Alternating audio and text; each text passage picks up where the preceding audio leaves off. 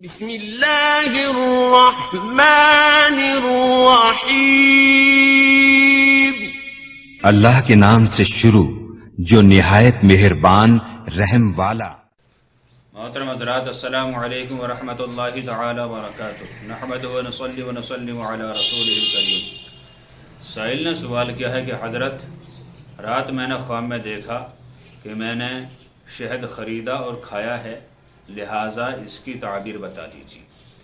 دیکھیے حضرات، خواب میں شہد خریدنا یہ نعمت دارین ملنے کی علامت ہے، اور شہد کو کھانا یہ اگر خواب دیکھنے والا کوئی بیمار ہو تو اسے جلد ہی شفا ملنے کی علامت ہے، اور مطلقاً شہد دیکھنا یہ حلال روزی کمانے کی اور کھانے کی علامت ہے۔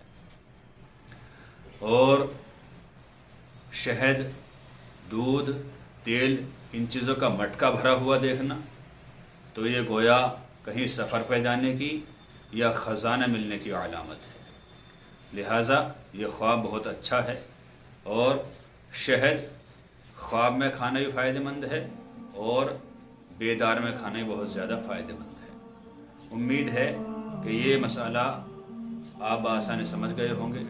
اللہ تعالیٰ سے دعا ہے کہ اللہ تعالیٰ ہر مسلمان کو علم دین سیکھتے رہنے کی توفیق عطا فرمائے۔ السلام علیکم۔